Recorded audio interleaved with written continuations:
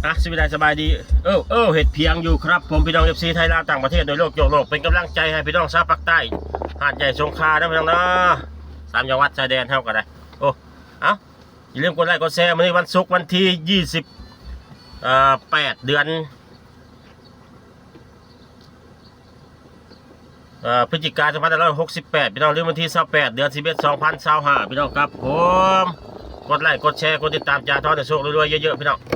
อย่าลืมกดติดตามช่อง YouTube ช่องเพจช่องเฟซเดี๋ยวพี่น้อง TikTok ด้วยพี่น้องนะจานทอนคือเก่าพี่น้องครับผมกดติดตามไว้หลายๆเยอะๆพี่น้องรอติดตามพี่น้องวันนี้รับพัฒนาเฮากันได้บ๊ายบายครับยศอยากจะมีรถปิดอัพขับเรือเกินสวรรณเขตกดไลค์กดแชร์ด้วยพี่น้องเด้อสวรรณเขตงามหนาวพี่น้องครับหนาวกาเดียกาดอเอาเนาะประมาณนี้ได้ไปแล้วเลย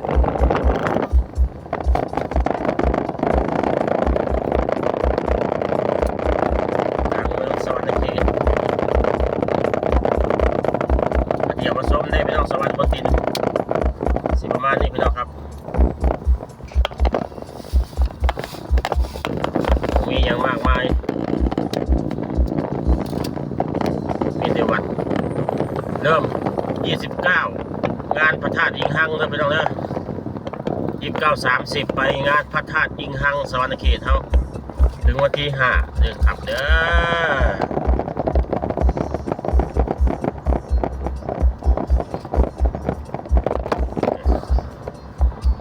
ถึงวันที่5ธันวาพี่น้องครับอากาศหนาวเย็นสุดยอดอะไร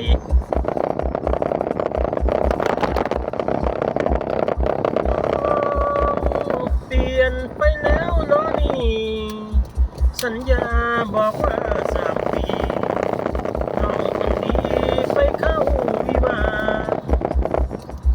เอาผัวไปแล้วให้มีความสุขเถิดนะคนไฟแพ้น้ำตาน้องนะน้องมา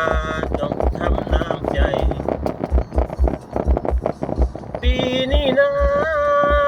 สงกรานต์ผ่านมาแล้วนะ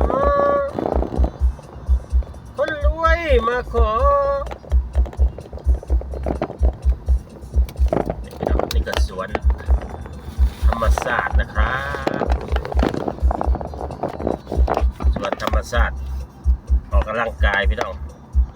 เมืองใหญ่ไพศาลสวรรณเขตเฮาสุดยอดมาเที่ยวมาสัมผัสได้พี่น้อง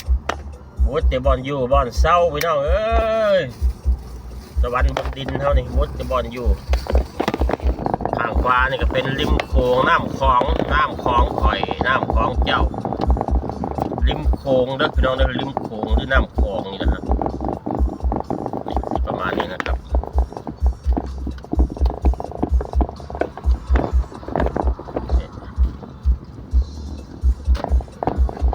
บกแห้งหลายเจอแล้วพี่น้องแต่ว่าภาคใต้เท่ากับเป็นกำลังใจนะพี่น้อง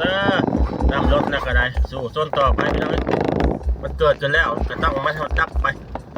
ยังก็ได้คนที่สูญเสียก็ขอแสดงความเสียใจน้ำครอบครัวเพิ่นก็ได้ธรรมชาติเท่ากับคาดการบ่ได้นะพี่น้องนะ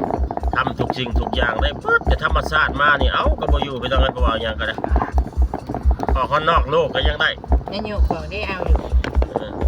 แต่ว่าพอธรรมชาติมานี่ก็ถือว่ายอมไปหลายไม่ได้เอาอยู่ที่ท่านนายกแก้ได้ไปตรงนั้นนี่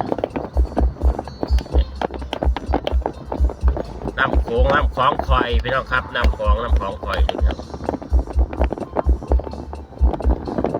กินกาแฟก่อนพี่น้องก่อนจะเข้าเวียกเข้างานเท่ากันเลยอันนี้ก็คือริมโขงสวรรณเขตตรงข้ามมุกดาหารไทยแลนด์แดนสยามอะไรนั่น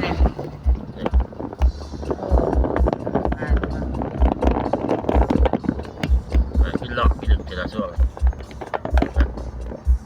นี่ก็ศาลหลักเมืองเลยพี่น้องนะศาลหลักเมืองนะครับศาลหลักเมืองคนไปไหวนี่ก็พญานาคพญานาคแล้วเฮ้ย